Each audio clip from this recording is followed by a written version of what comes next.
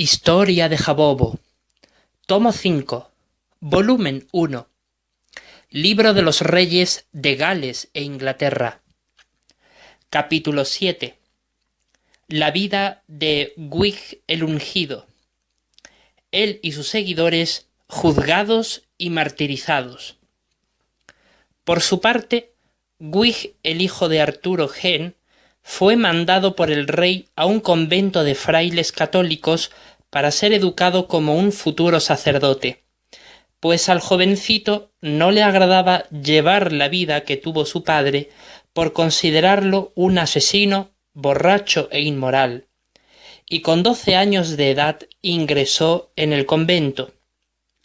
Estudió hebreo, griego y latín, y llegó a conocer la Biblia de Jerónimo, docto católico que tradujo las Sagradas Escrituras del hebreo y griego al latín, y ya para entonces era la versión más conocida y aceptada por la Iglesia católica como la versión oficial. Pero en ella no encontró el nombre de Dios Jehová, sino que lo halló sustituido por los títulos Señor y Dios. Y por tanto eso le bastó para despertar su curiosidad en examinar los escritos sagrados en lengua hebrea. Pero para poder analizarlas necesitaba la autorización explícita del arzobispo de Powys, quien se lo denegó.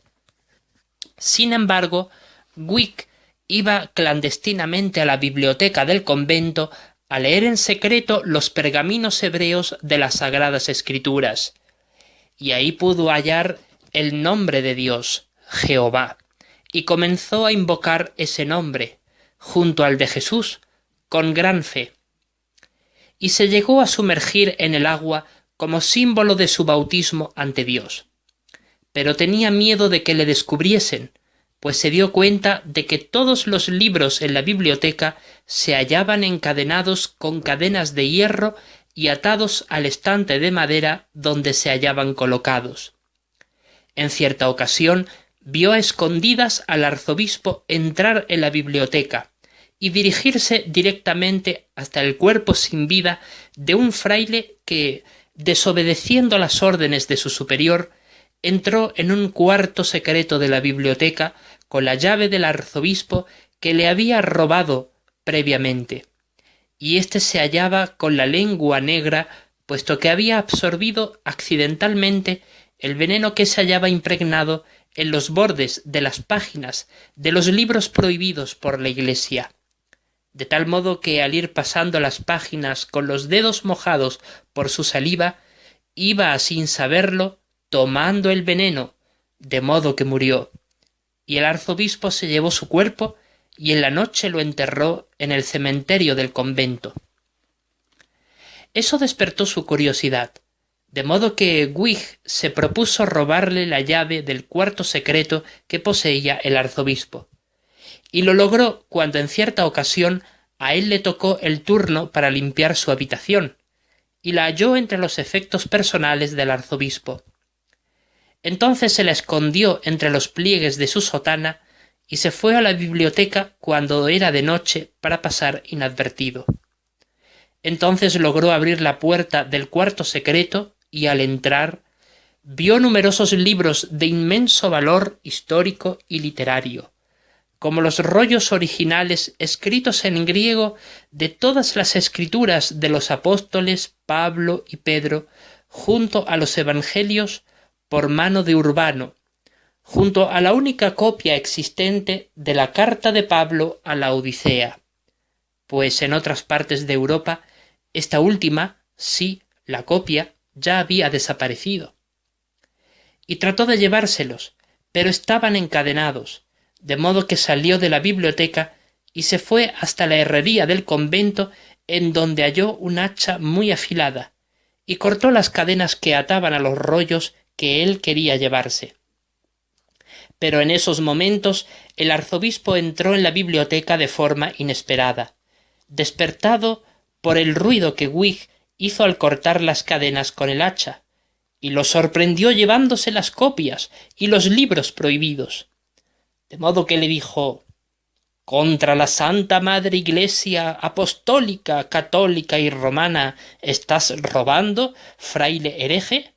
Esos libros son demasiado sagrados para que los toques. Suéltalos ahora mismo, si no quieres que convoque contra ti una acusación de la Iglesia y acabes en prisión. Pero Wig, viendo que el arzobispo sostenía en su mano derecha una antorcha de fuego ardiendo para la iluminación, le agarró la antorcha y se la lanzó en su cara, de modo que éste comenzó a vociferar y a gritar desesperadamente de dolor, y así Wig le derribó al piso para poder huir con los escritos hurtados. Pero el fuego rápidamente se expandió por los ropajes del arzobispo y éste comenzó a quemarse. En su agonía y locura se precipitó contra los estantes de los libros de la biblioteca, y éstos rápidamente se prendieron en llamas de fuego que fueron devorando la biblioteca y chamuscando todo lo que el fuego hallaba a su paso.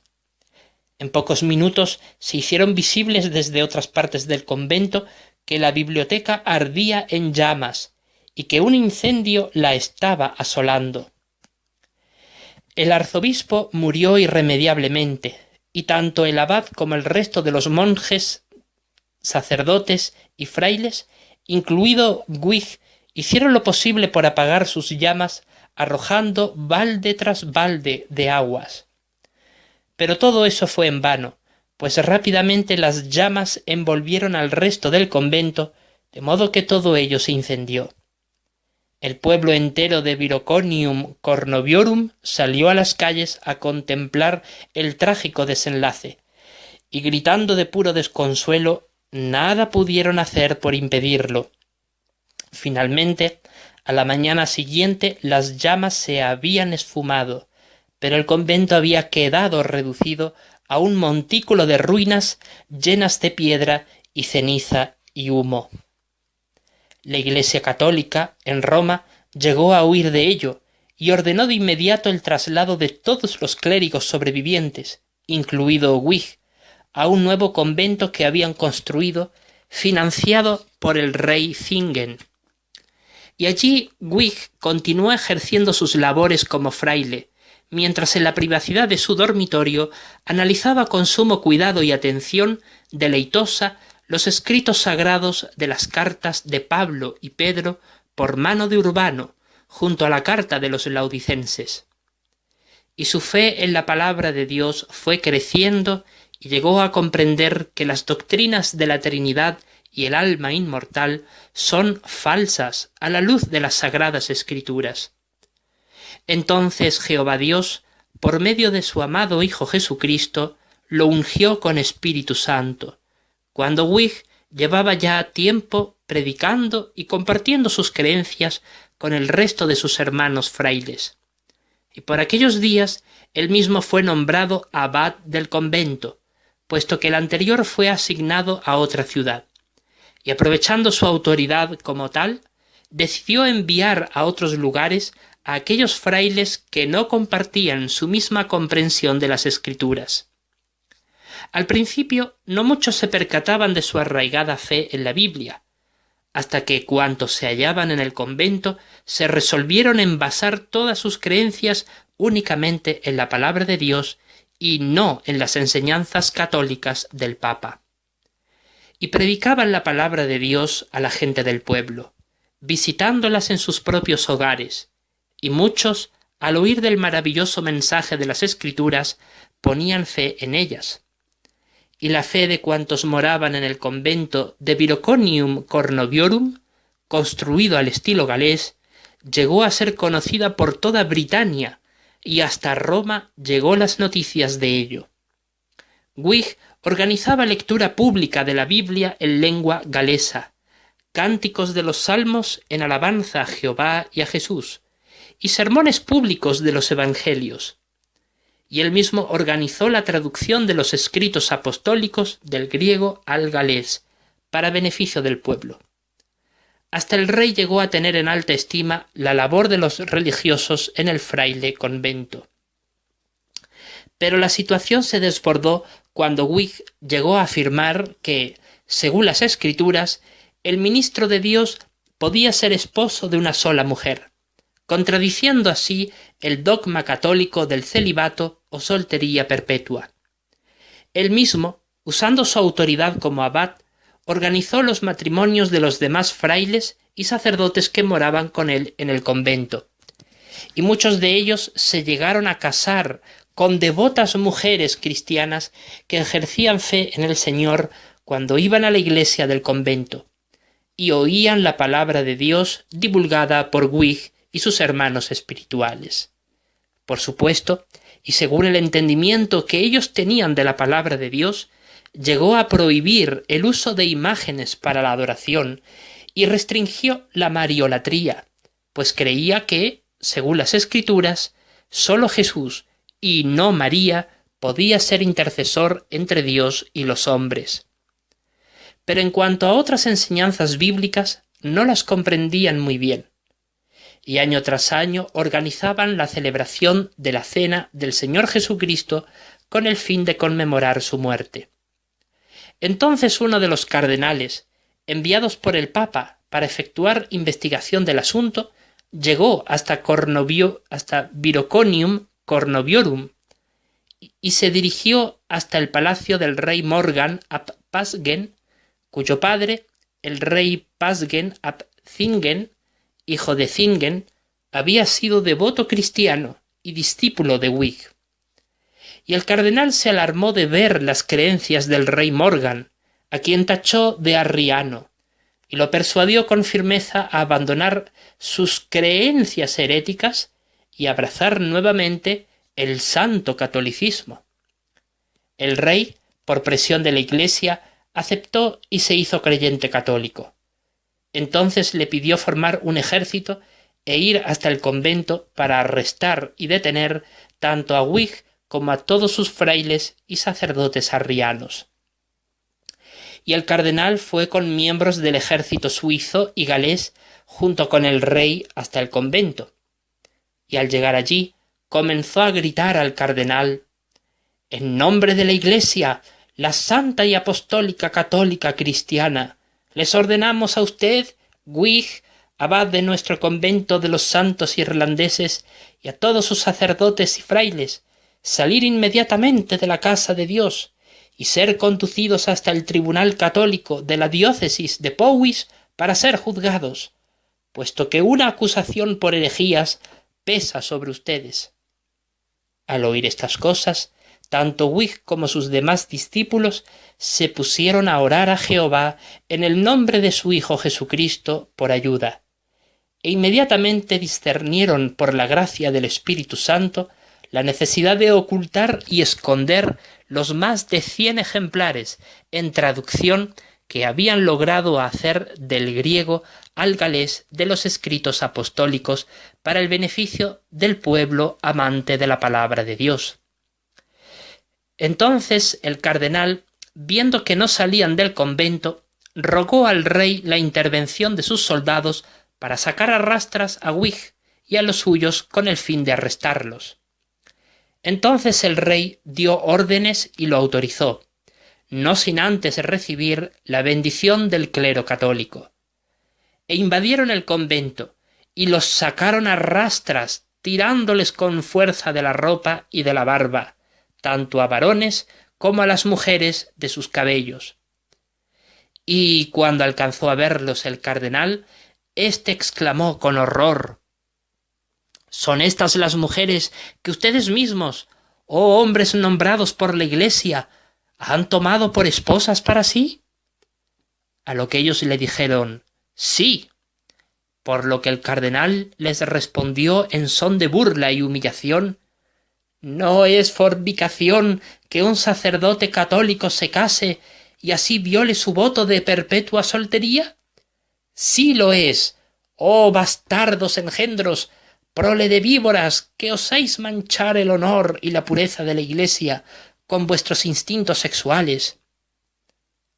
Con eso ordenó a los soldados: «Encadenadlos sin piedad». Y los engrilletaron con fiereza y los condujeron al calabozo del palacio del rey, en vísperas de su juicio.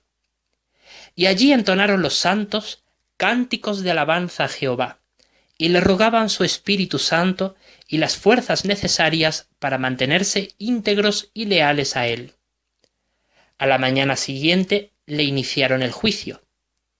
El juez lo conformaba el anterior abad del convento y el fiscal el mismísimo cardenal, con autoridad eminente y representativa de la Iglesia católica.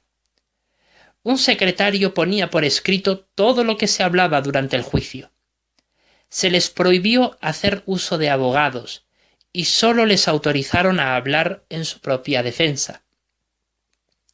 El juez se levantó del tribunal y dijo: «Este juicio se ha efectuado porque se han hallado preocupantes pruebas irrefutables de herejía por parte de estos religiosos, tanto de Wig como de sus más de 50 discípulos y sus respectivas esposas».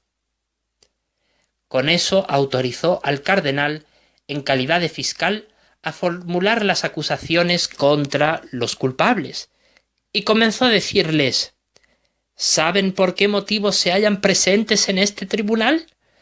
Sí, porque han sido hallados culpables de herejía, un delito gravísimo que cuestiona la divina autoridad de la Iglesia católica romana.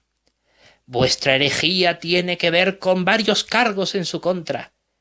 Primero, han osado leer las Sagradas Escrituras e interpretarlas sin el permiso explícito del arzobispado de Gales. Segundo, usan el sagrado nombre de Dios el Padre de forma indigna al pronunciarlo demasiadas veces. Y no solo eso, sino que lo mencionan fuera de los rituales religiosos. Sí, en sus conversaciones cotidianas, como cuando van al mercado de la ciudad. Efectúan bautismos sin derramar agua en la cabeza, sino cubriendo todo el cuerpo. ¿No es así que se contamina el agua del bautismo? Ustedes niegan la divinidad de Cristo al decir que la Trinidad es falsa. Divulgan sus herejías entre la gente, osando predicar la palabra del Señor sin la debida autorización papal.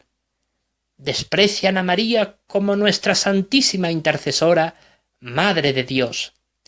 Insultan a la Iglesia, tildándola de idólatra, al venerar a la Madre de nuestro Salvador y rendir homenaje a las imágenes de nuestros santos, que nos hacen recordar su piedad para que nunca los olvidemos y siempre tengamos presente su labor devota en nuestros corazones.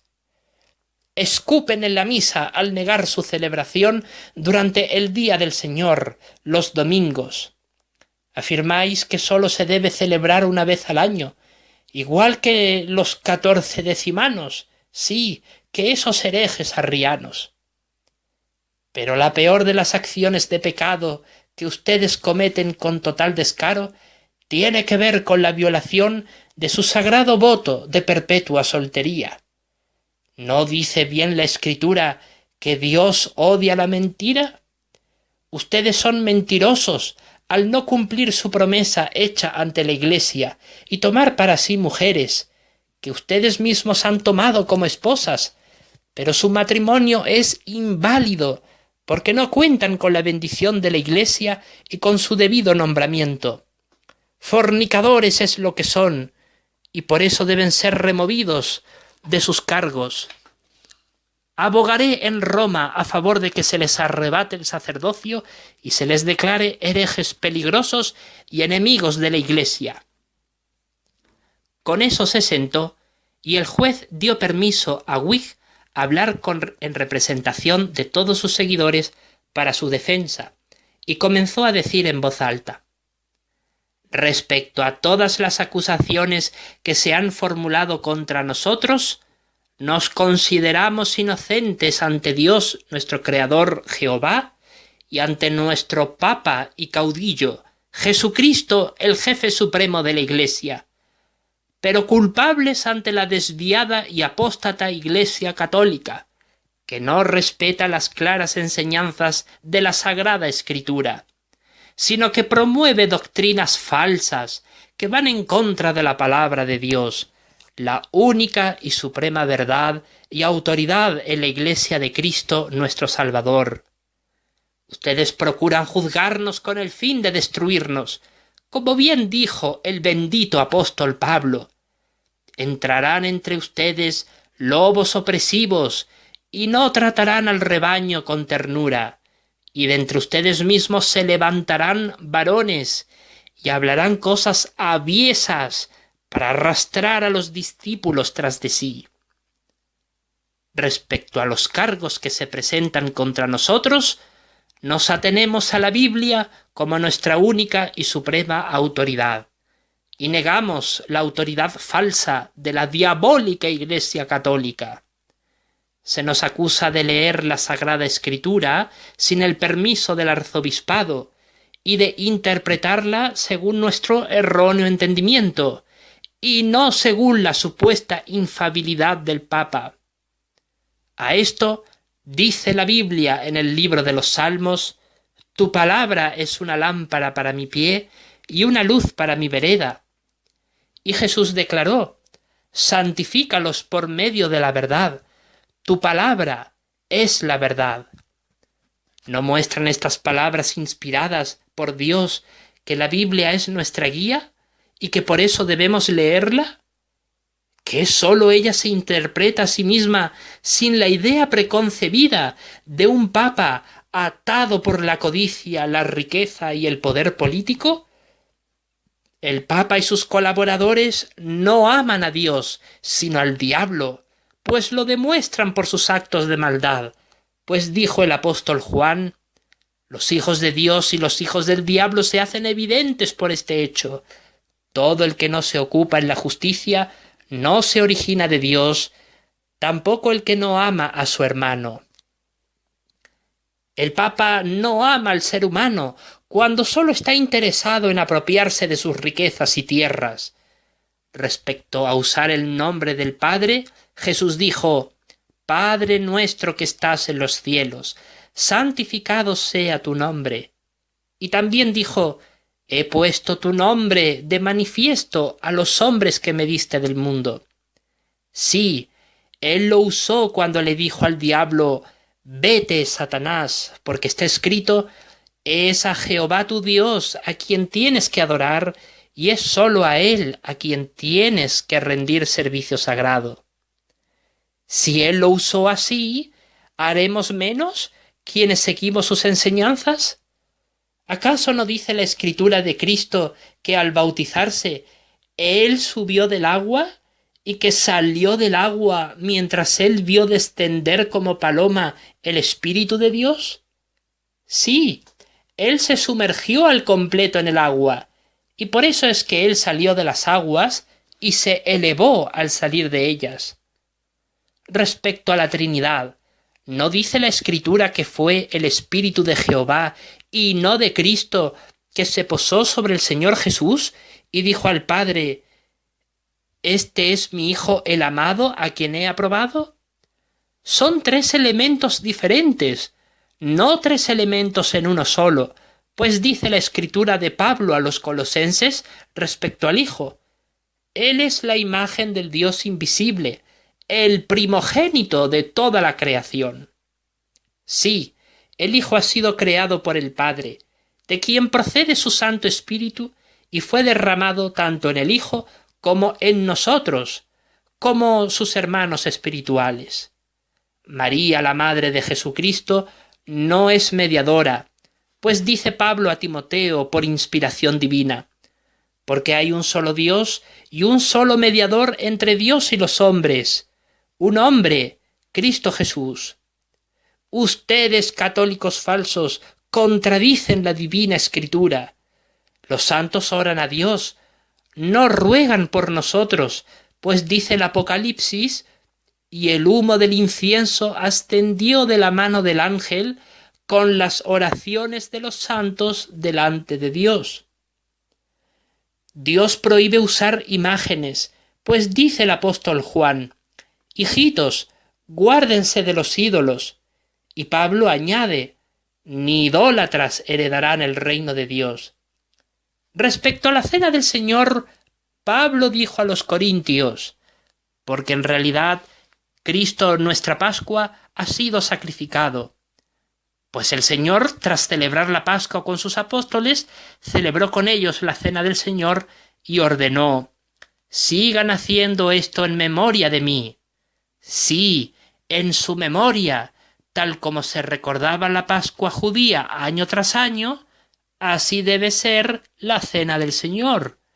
Por eso es que Él la celebró en el día de la Pascua, pues Jesús es nuestra Pascua.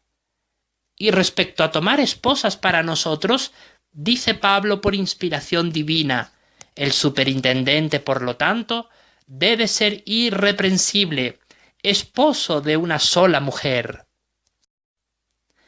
Pero claro, ustedes violan este mandato de Dios porque son hipócritas y falsos, pues Pablo dice respecto a ustedes: la expresión inspirada dice definitivamente que en períodos posteriores algunos se apartarán de la fe, prestando atención a expresiones inspiradas que extravían y a enseñanzas de demonios, por la hipocresía de hombres que hablan mentiras, marcados en su conciencia como si fuera con hierro de marcar, que prohibirán casarse. Sí, la Sagrada Escritura les denuncia sus falsos errores y mentirosas enseñanzas, y no vamos a creer en la Iglesia católica, sino en la única y verdadera Iglesia de Jesucristo, conformada por nosotros, los santos, que recibimos el Espíritu Santo, el mismo que Dios usó para inspirar la Biblia, y no por ustedes que la contradicen. Sí, ustedes son hijos de Satanás, pues sus hechos les delatan.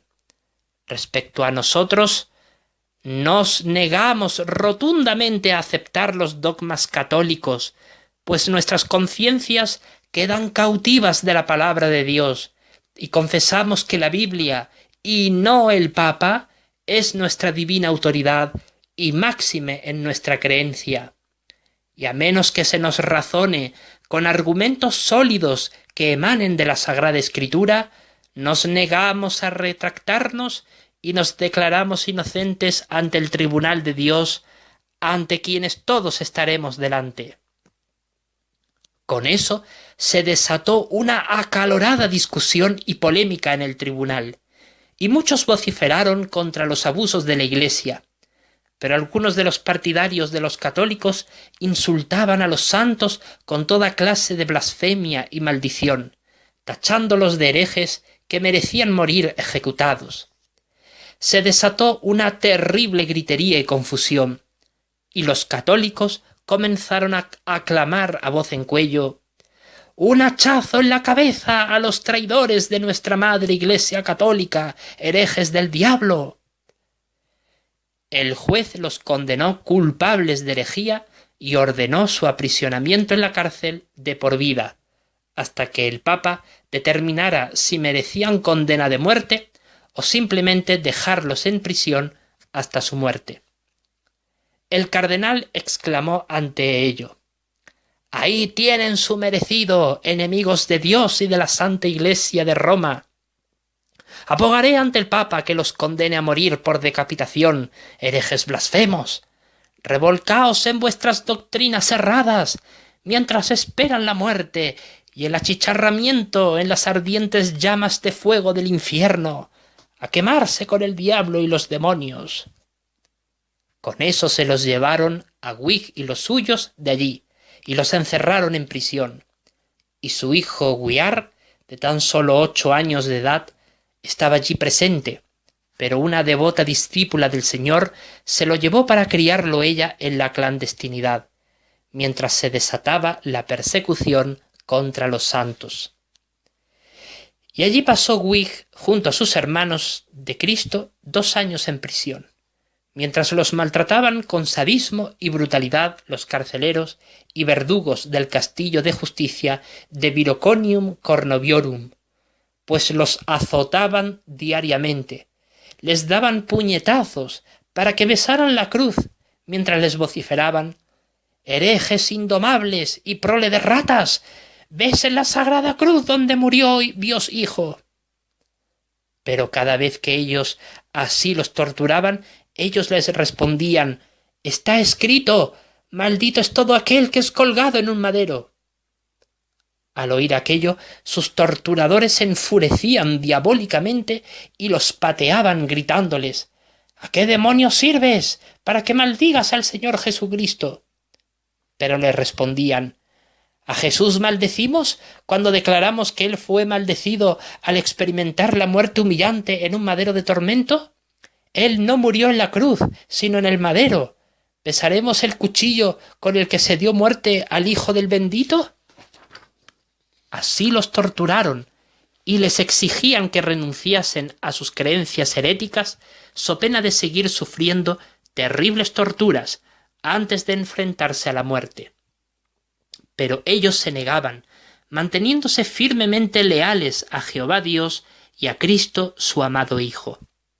Entretanto, el cardenal que los acusó viajó hasta Roma y agrandó con mentiras perniciosas los cargos que pesaban contra Huig y los suyos, con el fin de que el Papa los sentenciara a muerte.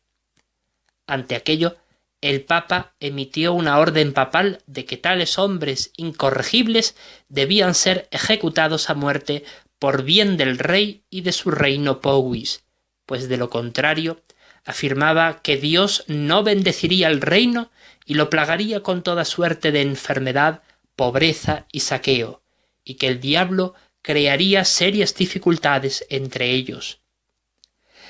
Pero peor aún, el Papa le retiraría su apoyo militar y político al desligarse de su reino y retirarle los poderosos ejércitos papales, y eso provocaría que otros reinos católicos se enemistasen contra Powys y no les apoyasen en las guerras territoriales contra los anglos y los britanos del norte de Inglaterra.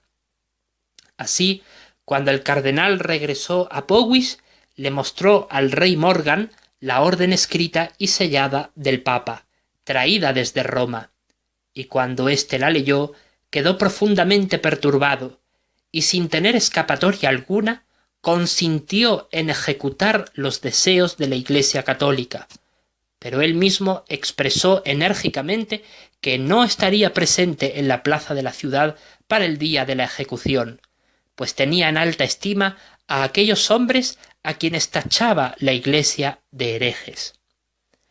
Al cardenal no le importó, pues anhelaba vehemente acabar con la vida de Huig y sus seguidores, y mientras iba con los soldados a la prisión para llevárselos a la plaza central, donde iban a ser encerrados en vísperas de su ejecución, exclamó: «Las Biblias en lengua galesa y las enseñanzas heréticas de Whig y sus pestilentes discípulos son veneno de la verdad y combustible del pecado, alimento del diablo y vómito de los demonios.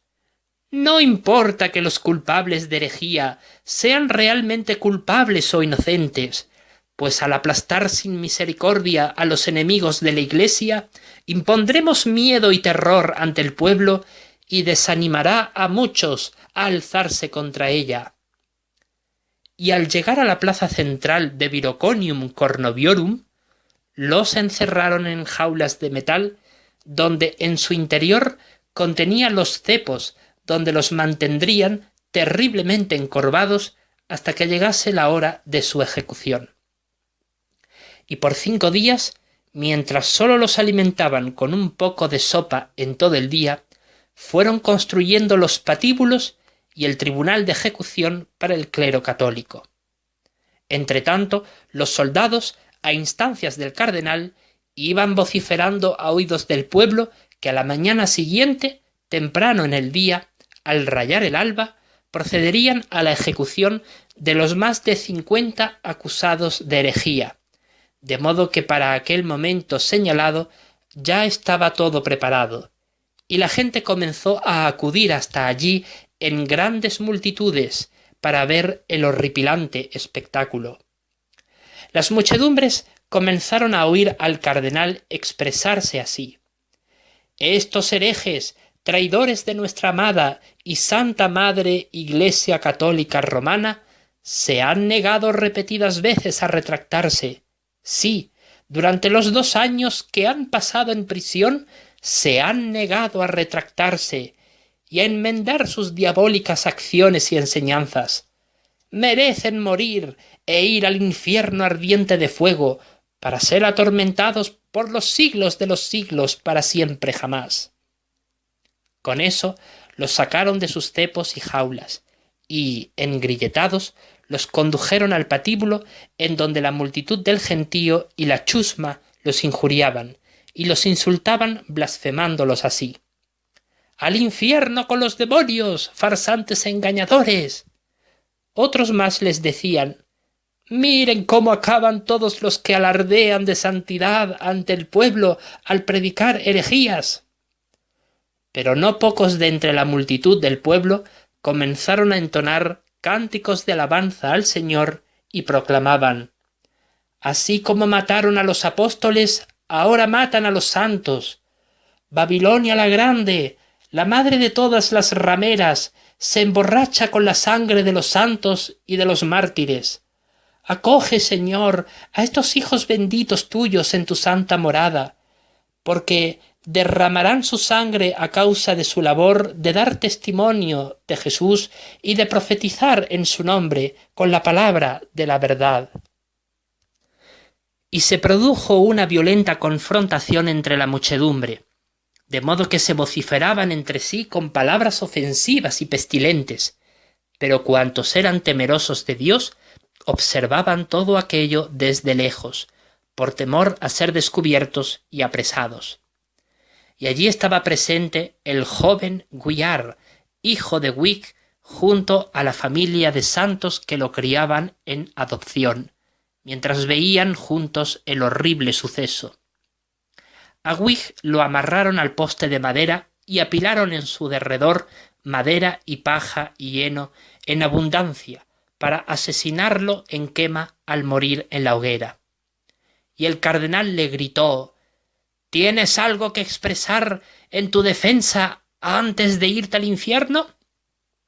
Wig se expresó así: «Padre bendito Jehová, danos fuerzas para mantenernos leales e íntegros ante tu nombre y tu santa palabra, la Biblia». De modo que lo embadurnaron de betún y le prendieron fuego, de modo que comenzó a arder y a quemarse al completo. Al cabo de unos 5 minutos murió y su cuerpo comenzó a calcinarse todo ello, mientras él, en sus últimos momentos, le oraba a Jehová desde su corazón: «Buen Padre, misericordioso Señor, perdónalos, porque no saben lo que hacen».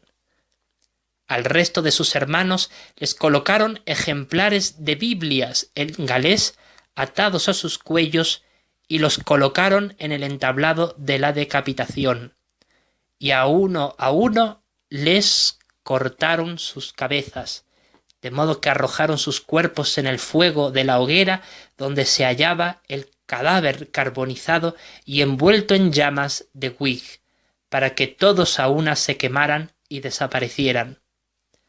Tras 3 horas de espeluznantes ejecuciones, dieron por finalizado el evento sangriento e inhumano.